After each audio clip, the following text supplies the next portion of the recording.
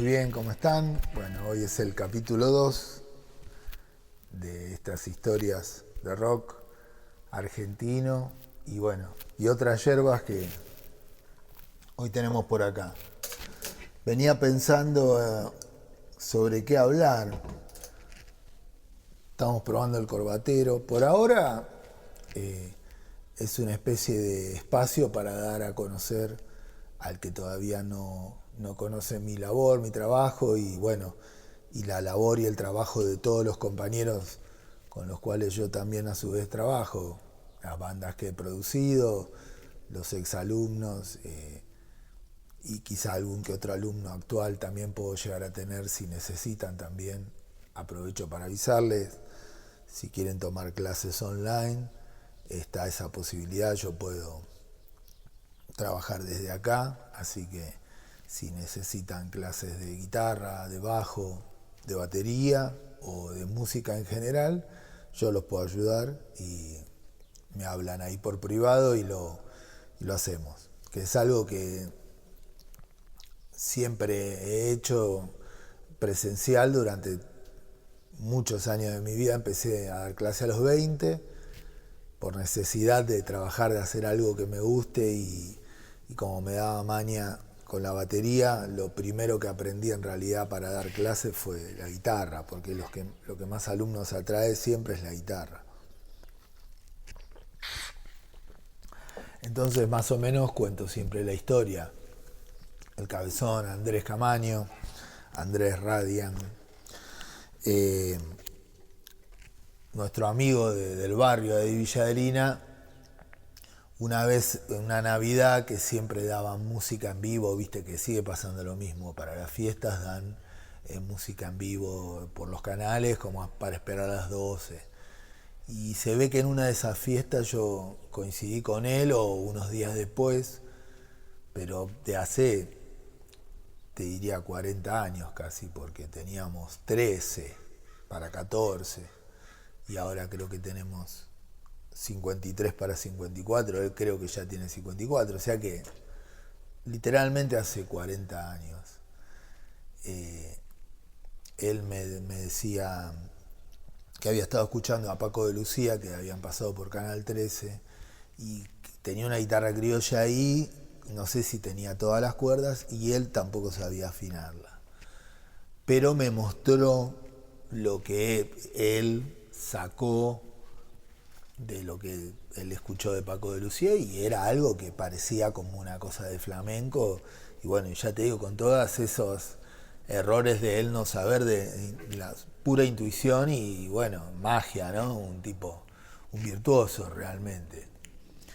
Y, y movía los dedos rapidísimo y él ya sabía lo que quería hacer con las manos y con la mente, pero no sabía la información todavía.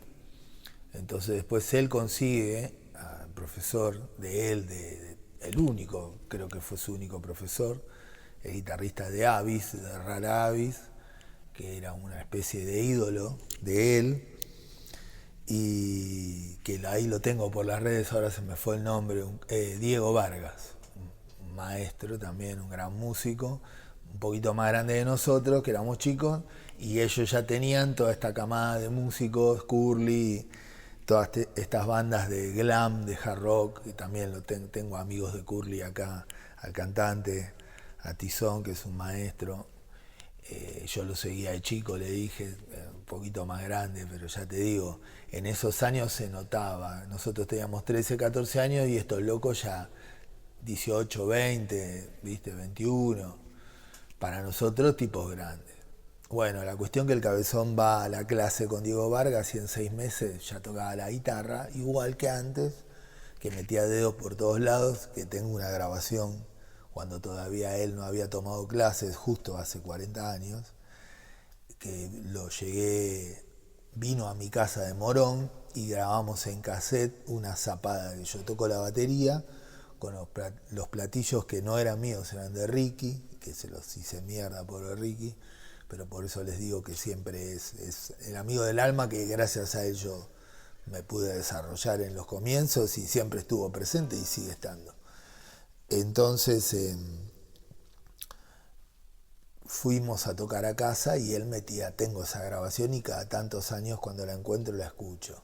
La cantidad de dedos que metía por todos lados, con 14 años, y a su vez ya lo hacían tocar el bajo y ya tocaba como Steve Harris, ponele, de oreja. Una cosa bravísima.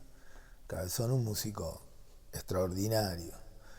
Y un amigo nuestro y un hijo de puta, como todos los pibes de la esquina, un hincha pelota, ¿viste? Gastador, tenía todo su jeite, su personalidad, un genio. Y lo que nos hemos reído con el Cabezón y lo que hemos aprendido de música a la par de él, pero bueno, él con esta diferencia abismal que es su virtuosismo de fábrica, digamos, como querer explicar a Messi o tipos así que no son inexplicables.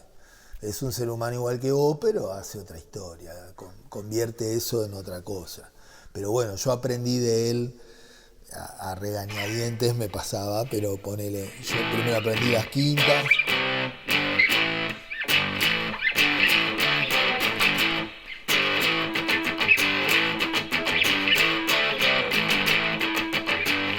Y ya con eso te arreglabas, porque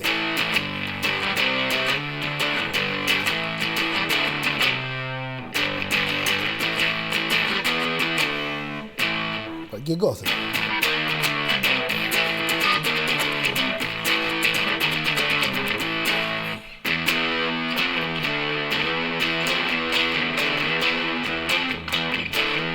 Lo que quieras, siempre lo mismo, digamos, pero le cambias la distorsión a la guitarra y te pones otro corte de pelo y ropa de cuero y ya está. O sea, la música también es estética. La cuestión es que el Cabezón aprendió a tocar como un campeón y nosotros veíamos ahí en primera plana, al mismo tiempo que sucedía acá en Estados Unidos, él lo hacía posible con su guitarra y su oído, los rudimentos y las cuestiones que le había explicado Diego, que era todas las escalas y todo lo que corresponde a aprender, lo básico, digamos, para tocar, pero después cada uno con eso hace un mundo. Él era como un especialista en sacar las notas exactas y los lugares exactos de las notas, donde iban en el mango y un montón de detalles que vos estabas al lado de él y él todo el tiempo escupía la información porque con alguien lo tenía que compartir, aunque yo lo miraba, lo escuchaba y lo entendía, pero no podía hacer más que acompañarlo en el sentimiento de todo lo que él decía, y es así, hermano, pero bueno, ninguno de nosotros estábamos a la altura de lo que él hacía, que era copiar exactamente lo que estaba sucediendo. Y después ya fue agarrando más vuelo y bueno, después toda su vida fue profesor. Siempre cuento la anécdota de cuando él tenía más o menos 16, ya se independiza y ya se larga como profesor. 2 años después de todo esto que estamos hablando, profesor de guitarra, de heavy, de todo lo que se te ocurra. Y atendía al barrio como si fuera un mano santa. Yo iba los sábados y había 2 o 3 pibes esperando. Entraba uno, salía el otro, y cuando él tenía la hora libre venía a la esquina con todos los pibes, estábamos todos en la esquina.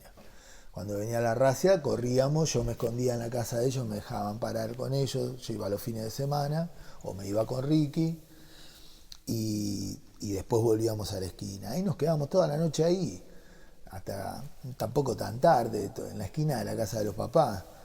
Cada tanto salía la mamá y no sé, en mi caso, vamos gatito a tomar la leche, a comer, viste, como si yo, un miembro más de la familia, como una especie de mascota era, viste, el gato me decían. Y bueno, era yo el más chico por meses, el Cabezón de octubre y yo de abril del año siguiente, del 72 yo, y entonces todos eran más grandes que nosotros dos, todos los pibes que paraban en la esquina y todo, pero él puedo asegurar que era el mejor músico de la época y uno de los mejores músicos de la historia que tenemos, de Argentina también, sin lugar a dudas. Andrés hoy en día trabaja en la llama ahí en zona norte, él es de ahí, de donde yo nací, y bueno, ya te digo, gracias a su pentatónica, yo también, un tiempo después de todo esto que yo cuento, cuando él ya yo tenía 20 y él 21, ponele, ahí ya más o menos algo hacía con la pentatónica, impulsado por mi primera novia, que ella me hizo los volantes originales, los primeros, y me largó, dale. Dice, yo doy clase de inglés, doy clase de guitarra con lo que me enseñás vos, y vos no das clase de guitarra, me decía, dale. Me hizo los volantes y salí a la cancha, y para esa época tenía 17, 18, 20 alumnos en casa.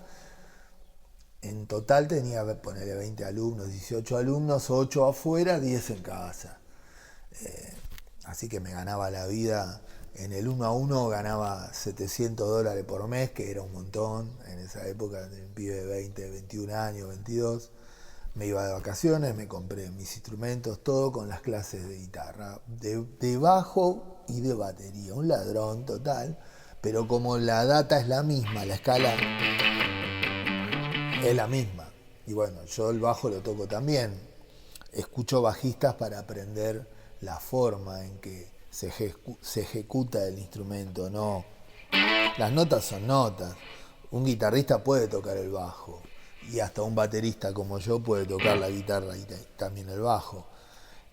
Quizás es más natural el bajo, en mi caso por el tema del ritmo de la batería, pero también me llama la atención la segunda guitarra, que lo hice mucho tiempo y es algo que me gusta hacer porque cuando íbamos, yo no llegué a ver a Riff 7 original en su momento, pero vi los videos y todo y la labor que cumplía Juan, que después bueno fue conocido y pude tocar con él infinidad de veces, Juan Antonio Ferreira. Gracias a él yo tomé esa decisión de querer tener ese espacio, de ser segunda guitarra e intentar ladrar algo, cantar o hacer también coros, no importa, estar ahí, pero siempre aportando desde el ritmo. Y bueno, por eso fue que me dediqué a la batería también, porque así podía acompañar a Cabezón, ponele que intentamos varias veces de chicos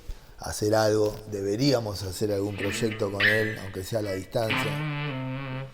Pero bueno, siempre está en mi recuerdo y siempre le recuerdo a todos que es el que me enseñó a tocar en la parte escalas, y ya te digo, y tutti, Marcelo de Franco, acordes, que también él fue a estudiar después en serio música y evolucionó mucho más con toda la guitarra de jazz, y el Cabezón evolucionó en todos los estilos del rock.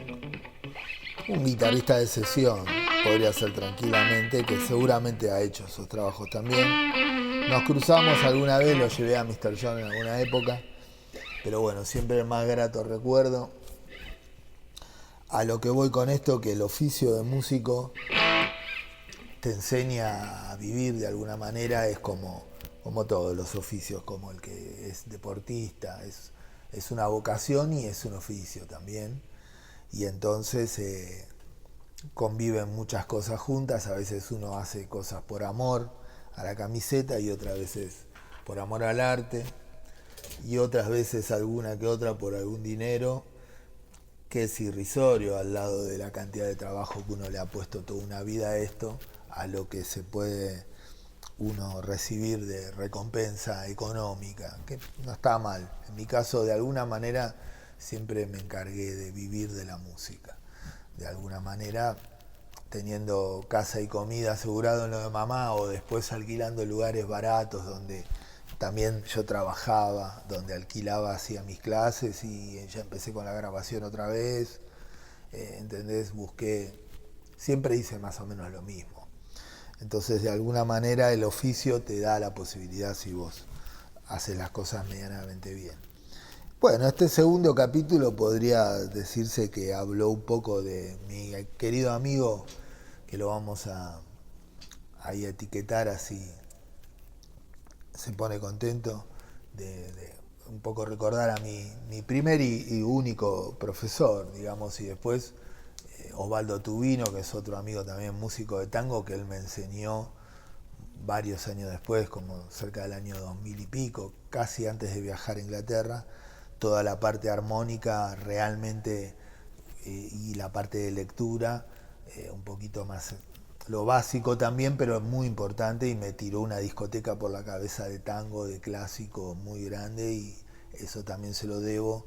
La anécdota con él, la hago cortita, es la primer banda de tango que grabé, una orquestita chiquita que era un piano, bajo, bandoneón, violín, y yo lo quise grabar al estilo rock y grabé primero la base por un tema que tenía la placa con pocas entradas y los hice grabar como si fuera una banda de rock que graba primero la base, el bajo y el piano, ¿viste? Y después el bandoneonista fue un moño para que lo meta en el tempo ese, porque eso se toca ahí, a la parrilla, todos juntos. Eso después lo entendí.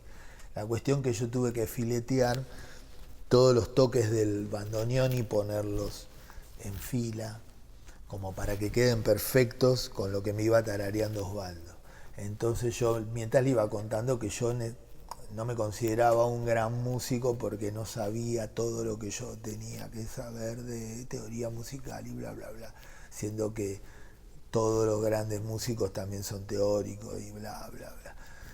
Vamos a hacer una cosa, Gastón me dijo, mira, la verdad el trabajo, estuvimos hasta las 6 de la mañana el otro día mezclando, cortando, fileteando, se escuchaba el gallo que cantaba a la mañana y seguíamos trabajando en el quincho de la casa de mi vieja, 2001 ponele, y el loco quedó tan agradecido, y yo también a él, que él me dijo, mira, vamos a hacer una cosa, te venís todos los sábados, te compras un histonio, te venís todos los sábados, a la mañana vos podés, bueno, dale, y vamos a hacer, vamos a hacer unas clases hasta que vos, después ya seguís vos.